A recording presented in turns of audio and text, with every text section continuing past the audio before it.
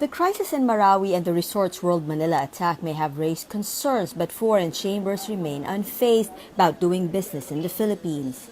It's something that is worrying people, but I think it's not just for the Philippines. Those are things that have been happening, unfortunately, worldwide. France has been also one of the countries affected by attacks.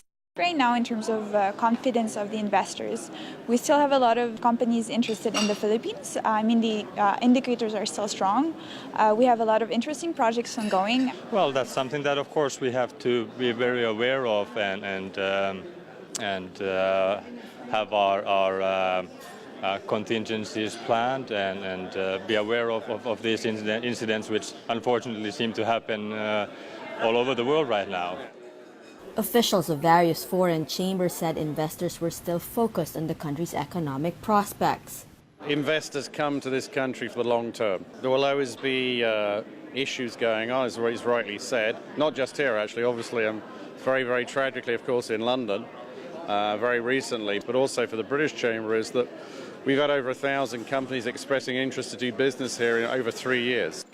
Still, the German Chamber of Commerce admitted to fielding more than the usual number of inquiries following the Resorts World Manila incident.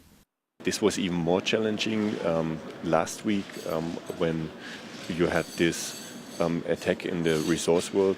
So I think never before have we received so many inquiries on all channels from Germany. Overall, the foreign chamber said investors were more concerned over ownership laws that were restricting investments in the Philippines. We know that really the foreign ownership restrictions are holding them back. Because what you have to see, it's companies, maybe they have 50, 80, 100 employees, but they have a long tradition, they are family owned, they build everything by themselves. So if they make a commitment in investment, they want to be sure that everything is safe. The Constitution generally caps foreign ownership of Philippine companies to 40%, but certain sectors such as mass media remain off limits. Foreigners are also not allowed to own land, and investors have often complained against these restrictions. If an Italian would like to open up an Italian restaurant and pizzeria in the Philippines, he's not allowed to do so.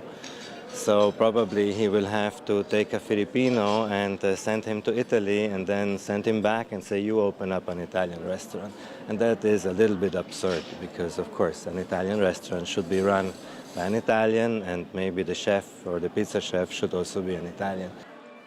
The foreign chambers also said investors were closely watching the government's proposed tax reforms, which include the removal of incentives for ecozone locators and outsourcing firms. What I would like to raise from the IT BPO sector, which is a major employer and a major industry in terms of the multiplier effect it has, there is certainly some concern in terms of the removal of the VAT exemption from PESA locators, which is part of the current bill. The industry is concerned about that. That might lead into some of these growth projections for that industry to look a bit glimmeringly in the future. Chamber officials said they supported the Duterte administration's bid to raise revenues for much-needed infrastructure. At the same time, however, they urged the government to carefully weigh the impact on industries that bring in foreign direct investments. Beverly Natividad, Bloomberg TV, Philippines.